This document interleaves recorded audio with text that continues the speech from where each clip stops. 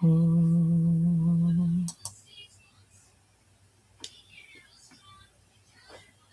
Hello, hello, hello.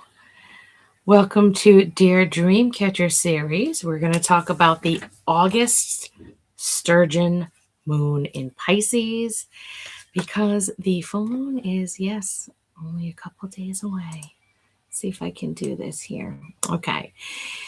The ancient wisdom of the Sturgeon Moon, a partial lunar eclipse, and the growth we cannot yet see. Dear Dreamcatcher, here we are again beneath another full moon. But this time, something feels different. On the night of August 27th into the early morning hours of August 28th, the Sturgeon Moon will shine in Pisces while a partial lunar eclipse moves across the sky. A full moon is already a time of illumination, a time when things hidden beneath the surface can finally come to view.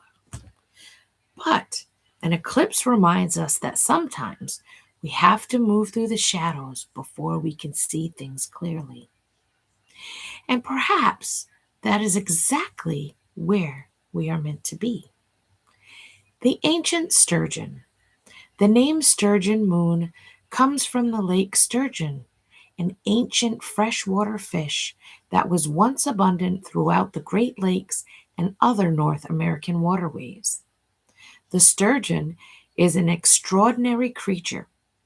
Its history reaches back roughly 150 million years.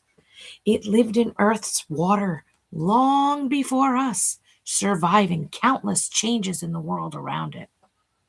It can grow into enormous sizes and live for many decades.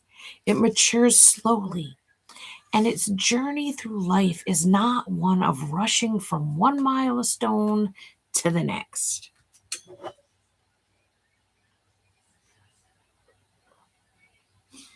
The sturgeon simply keeps swimming through changing waters, through changing seasons, through generations. And maybe there is something we can learn from that. Growth beneath the surface. We live in a world that constantly tells us to hurry. Hurry and succeed. Hurry and heal. Hurry and figure everything out. Hurry and become the person you're supposed to be. But the sturgeon doesn't hurry. Some things take time. Some dreams take years to develop. Some chapters of our lives need to unfold slowly. And sometimes the most important growth is happening where nobody can see it. Think about a seed beneath the soil. From the surface, it may look like nothing is happening, but underneath, roots are forming. Life is developing. Something is preparing to emerge. Just because you cannot see the growth doesn't mean it isn't happening. Maybe that is one of the messages the Sturgeon Moon is bringing to us. Pisces, the waters of dreams. This full moon arrives in Pisces, a sign associated with water, intuition, imagination, compassion, and dreams. Pisces reminds us that not everything meaningful can be measured. Some things are felt, some things are sensed, some things arrive in dreams before they ever become reality. And like water, our lives don't always move in straight lines. Water finds a way around obstacles. It bends, it flows, it changes directions, but it keeps moving. Maybe we can do the same. We don't have to have every answer. We don't have to know exactly where the current is taking us. Sometimes we simply have to trust that we are still moving forward. When the moon enters the shadow, then comes the eclipse. For a moment, Earth's shadow will pass across the moon. The light will change. The familiar will look unfamiliar.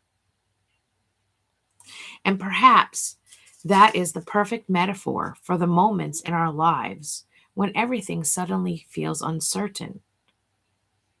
There may be times when we feel like our light has disappeared, when a dream seems too far away, when we question our direction, when something we once believed in no longer feels right.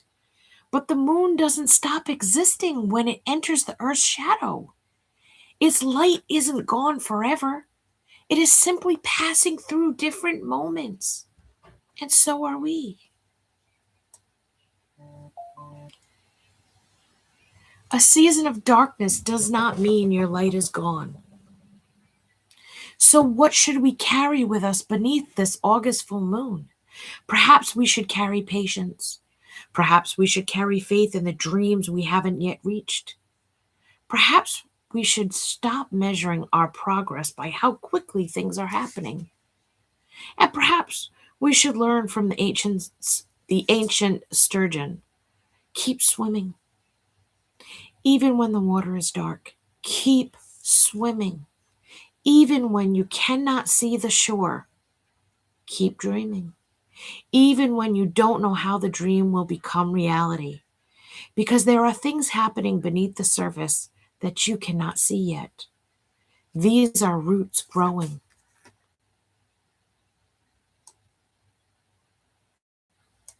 There are lessons taking shape. There are doors preparing to open. There are versions of ourselves waiting to emerge.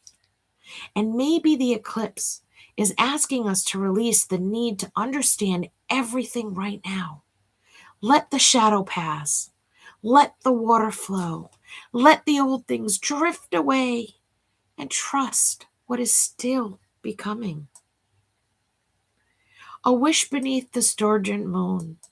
Tonight, dear dream catcher, I want to make a different kind of wish. Not a wish for everything to happen quickly, not a wish for every question to be answered, but a wish for patience, for courage, for faith in the unseen, for the ability to trust that just because I cannot see something happening doesn't mean nothing is happening. I want to remember that I am allowed to grow slowly. I am allowed to change direction. I am allowed to dream again. And I am allowed to become someone new without knowing exactly who that person will be. The ancient Sturgeon Moon has been swimming through changing waters for millions of years. Perhaps it's a message to us. It's simple. You don't have to rush your journey. You simply have to keep swimming. So, dear dreamcatcher, as the August moon rises over the water and the earth's shadow crosses its light, let's release what is no longer needed. Let's trust our intuition. Let's protect the dreams worth keeping. And let's remember that that some of the most beautiful things in life begin quietly beneath the surface, long before anyone else can see them. You may be growing in ways nobody can see yet. Keep dreaming.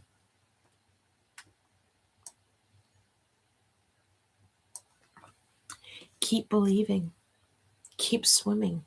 Until next time, with moonlight, dreams, and an open heart, your friend Sherry. P.S. Let's see here. I do have a P.S., right?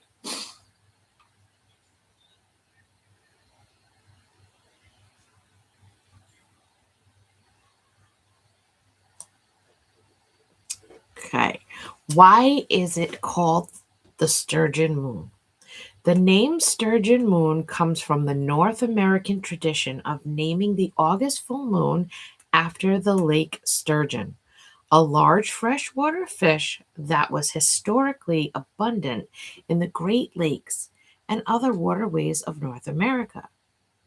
For indigenous peoples living around these waters, late summer was an important time for fishing.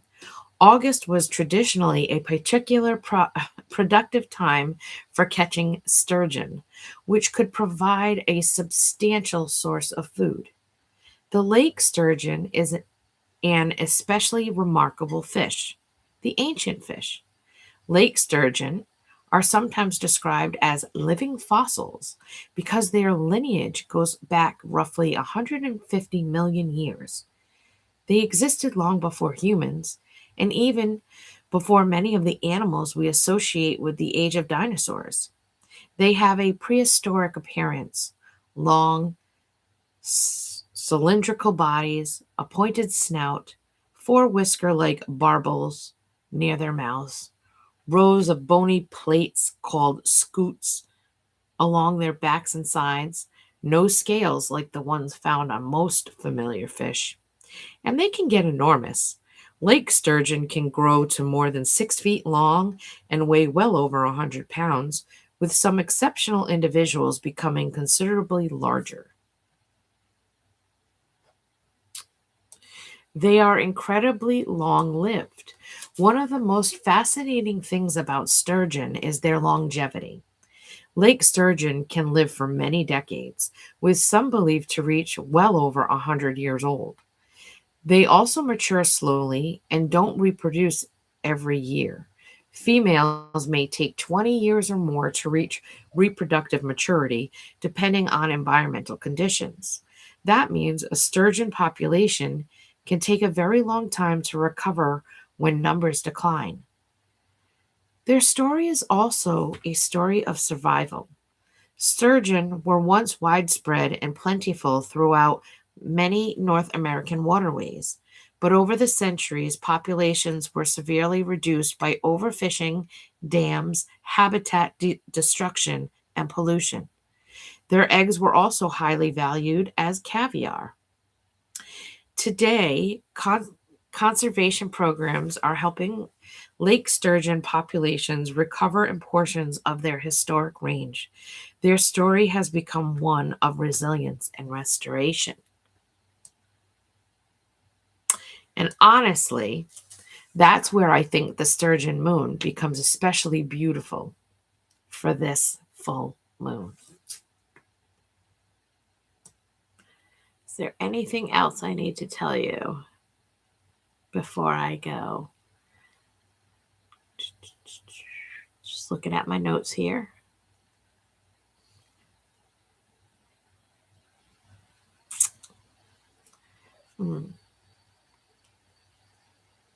What are you ready to release? Perhaps this full moon is asking us to release an old fear, an old disappointment, an expectation of life has to unfold according to a certain timeline. Maybe it is time to stop carrying something simply because we've carried it for a long time. We are not required to bring every piece of our past into our future. Some things are meant to teach us, some things are meant to change us, and some things are simply meant to be released.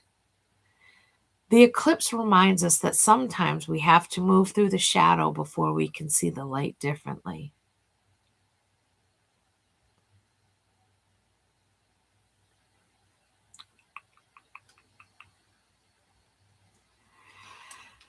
Okay, so on August 27th, 12:18 a.m. No, that's not right. The dates and the details are the August Sturgeon Moon reaches fullness around 12:18 a.m. Eastern Standard Time on August 28th. So here in Rhode Island, the eclipse unfolds on the night of the 27th into August 28th. It is a deep partial lunar eclipse with about 96% of the moon entering Earth's shadow. The full moon is in Pisces. Thank you and enjoy your full moon for August.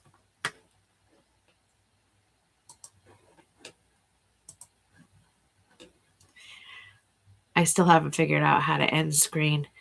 Some people have a certain saying at the end of something. I don't know.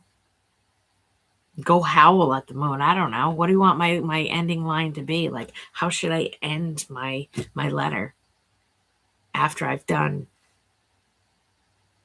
my opening, my closing, and my PS? What do you say at the end of that? I don't know. Give me some suggestions.